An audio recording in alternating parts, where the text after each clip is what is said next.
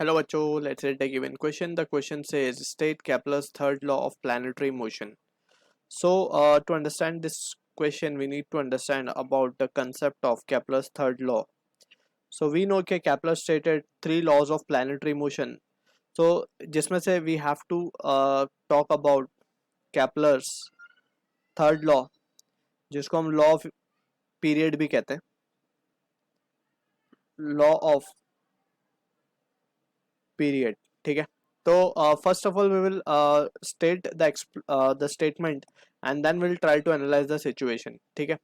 तो केपलर ने सबसे पहले लॉ में तो ये बता दिया था कि जो सन है वो एक फोकस पे कॉन्सेंट्रेटेड है ऑफ द एलिप्स एंड उसके अराउंड प्लैनेट्स घूमते हैं इन एन एलिप्टिकल पाथ. ठीक है. तो थर्ड लॉ के according we can say the square of the period the square of the period of revolution, the square of the period of revolution of the planet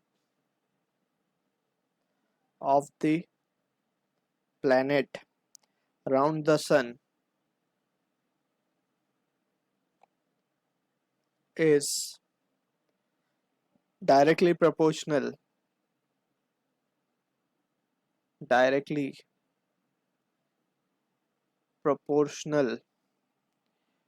to the cube of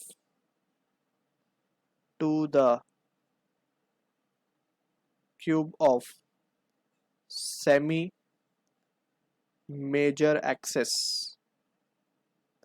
क्या होता है ये? We will discuss it. First let's write the statement completely. Semi major axis of the elliptical orbit of the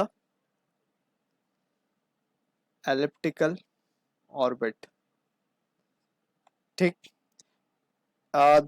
this law is also known as harmonic law या फिर law of orbit जैसे हमने discuss किया. ठीक है.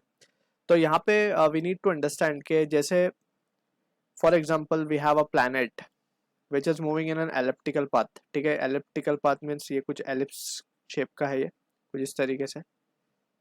Let's try to make it. ठीक. दो focus होते हैं एक एलिप्स के. This is minor axis, this is major axis. ठीक है. और ये दो फोकस हैं इसके, फोकस F1 F2. तो किसी एक फोकस पे we need to consider sun. तो ये सन है let's say, and this is the planet P revolving around the sun. ठीक है. And this is what the semi major axis is, a हम मान लेते हैं इसको. ठीक है. तो as per the law we have to say कि जो टी क्यूब हो, टी स्क्वायर जो होगा, it is directly proportional to a cube. ठीक. But for the case of simplicity हम क्या करते हैं, वी कंसिडर सन एंड उसके अराउंड we consider the planet to be revolving in a circular path, because circle को एनालाइज करना थोड़ा आसान है कंपेयर टू दिस एलिप्स. ठीक है. This is planet, this is sun S. So यहाँ से वी कैन सी कि जो प्लैनेट को टाइम लगेगा या फिर प्लैनेट के पास जो वेलोसिटी होगी, it has to have some critical speed जिसकी वजह से ऑर्बिट में घूमेगा. Right. So critical speed can be written as 2 pi r upon the time it will take, and r will be the distance from the center of sun. यहाँ से यहाँ तक का डिस्टेंस होगा. ठीक है. तो फ्रॉम योर टाइम पीरियड को हम क्या लिख सकते हैं, it can be written as 2 pi r by vc, या फिर just what we will do is हम कंपेयर कर देंगे vc का जो फॉर्मूला होता है actually that is critical speed, it comes out to be gm upon small r. And यहाँ पे जो होगा मास ऑफ सन है, basically we need to be careful. So accordingly from here we can say if we square both the sides, so we can see के जो result आएगा वो आएगा gms upon r can be written as 4 pi r square upon t square. So finally we can say t square will coming out to be proportional to r cube. Since जो result है हमारे पास that is 4 pi square है basically upon g mass of sun. So ये तो पूरी quantity कैसी है, constant quantity है.